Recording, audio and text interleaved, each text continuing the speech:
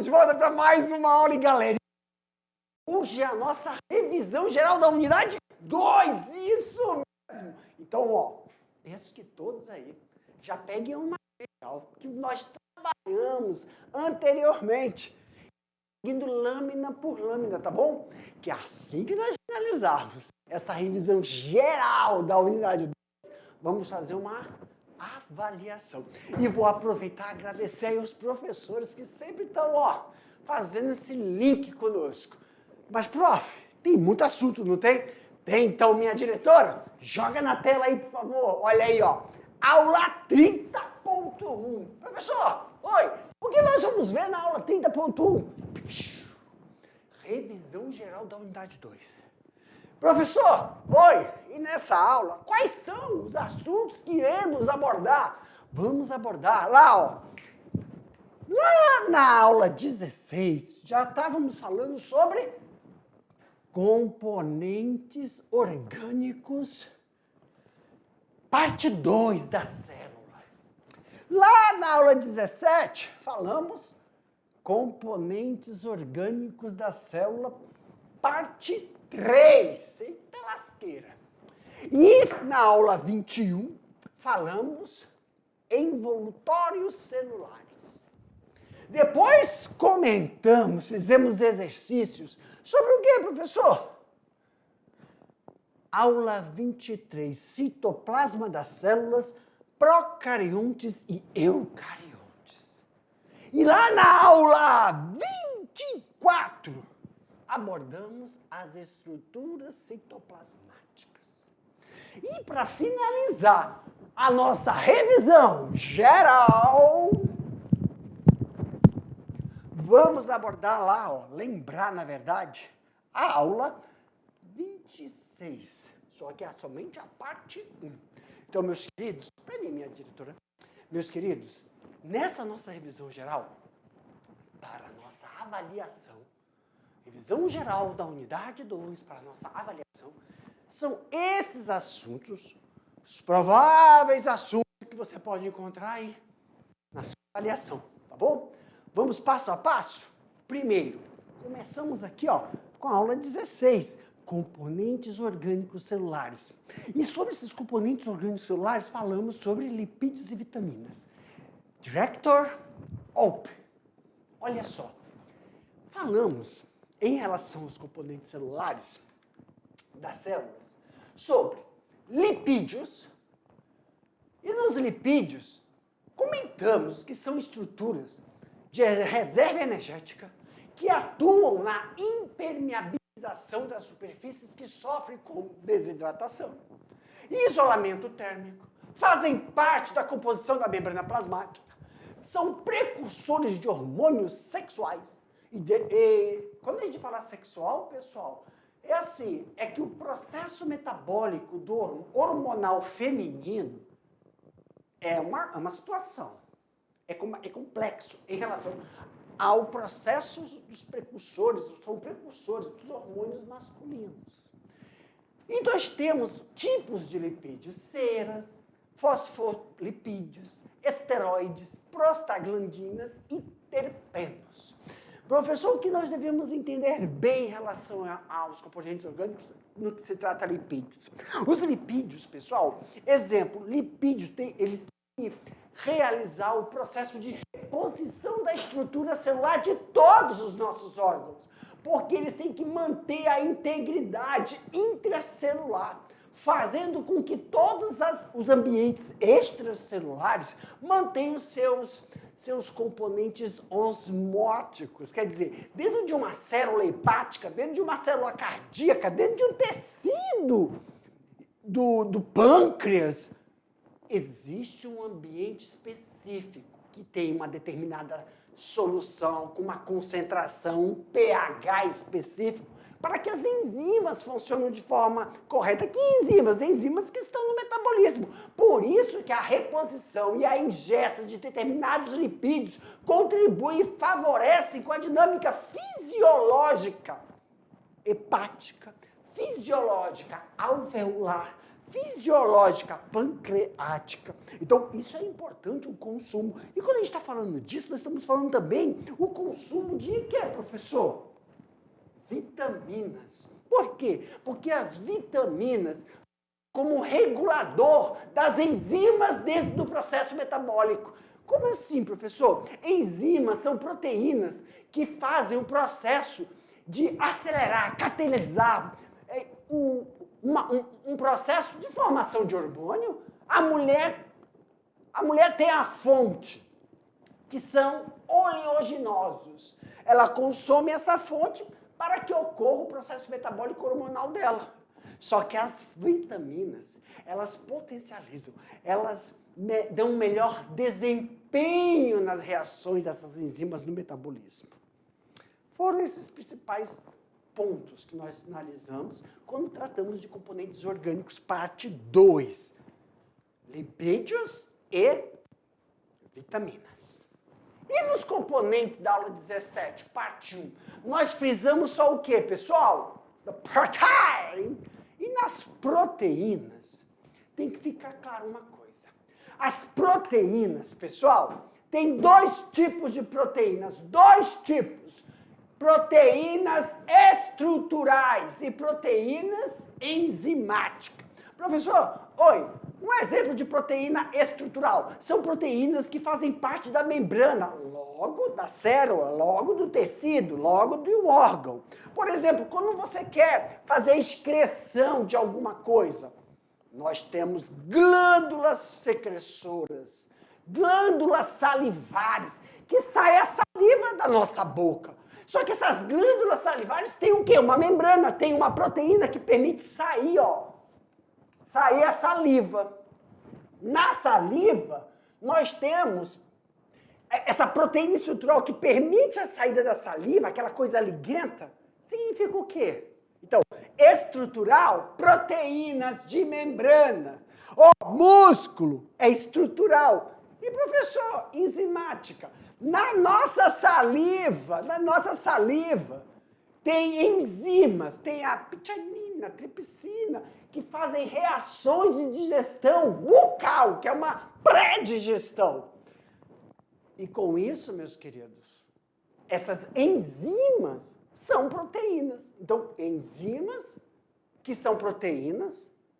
Não, tá errado, Jefferson. São proteínas que são enzimas e proteínas que são estruturais.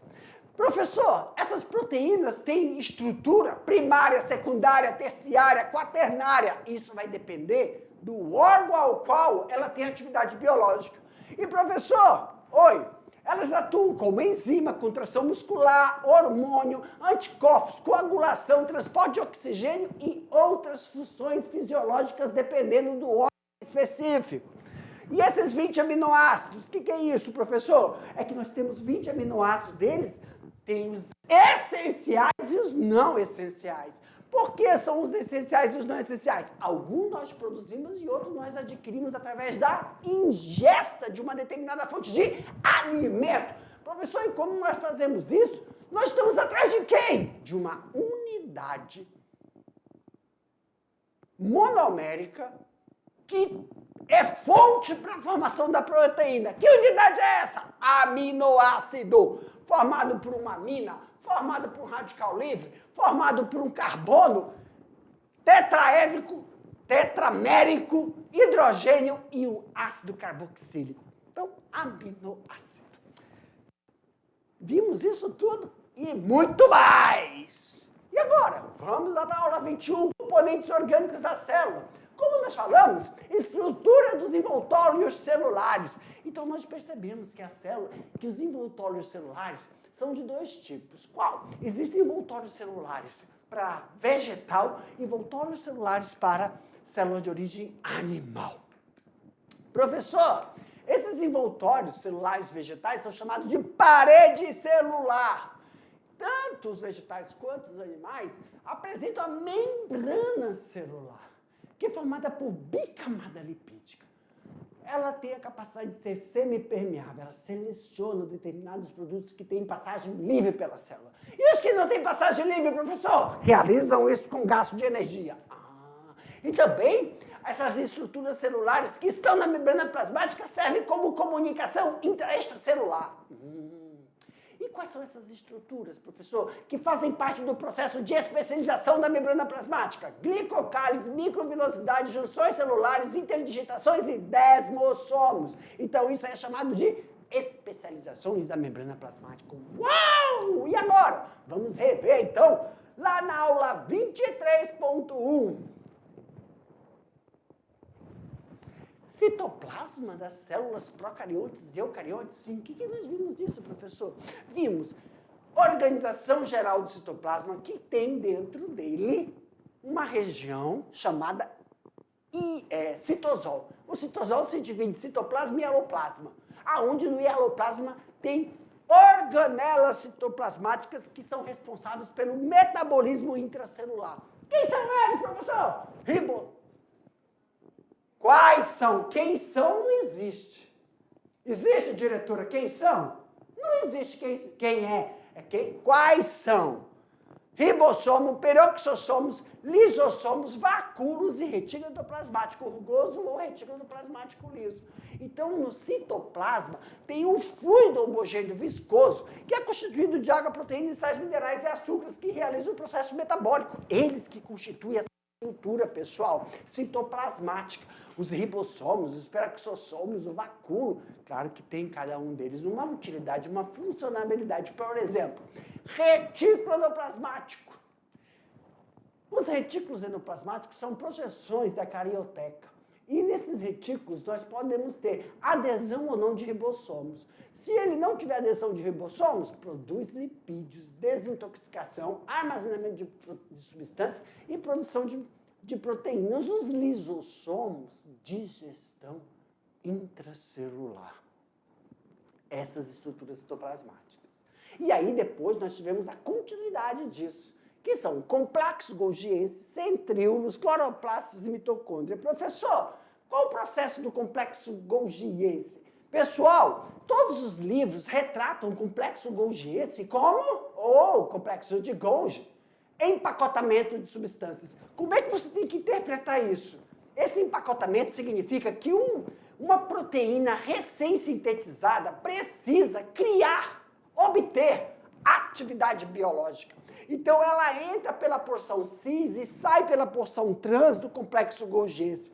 Esse empacotamento significa que é um dobramento. Essa proteína, que é de forma linear, primária, vai adquirindo uma conformação molecular, uma conformação secundária, uma conformação terciária, uma conformação quaternária, e desta forma vai se obtendo o amadurecimento dessa proteína estrutural ou dessa proteína com atividade enzimática que vai ter a atividade biológica dela e lançada no sistema golgiense para o local específico de produção. E os centríolos, professor? O centríolo tem função de atuar no ciclo celular. Como assim, professor? Centríolo atua no ciclo celular. Ele colabora para ocorrer o processo de divisão mitótica e divisão meiótica. A divisão mitótica ocorre nas células autossômicas, fazendo com que o processo seja conhecido regeneração, desenvolvimento. Agora, quando ocorre na célula germinativa, os centríolos atuam no processo de reduzir o quê? Todo o material genético nas células germinativas. Isso é lá nas células de Sertoli no homem e nas células do ovócitos das mulheres, aonde todo o material genético é dividido na metade. Então, as células os centríolos vão realizar o processo meiótico, no processo de pegar o material genético, células diploide, transformar em células haploide e passa por um processo de amadurecimento que a gente chama de espermatogênese ou ovogênese. Claro que os centríolos também atuam na formação de cílios e flagelos dessa célula. Cloroplasto.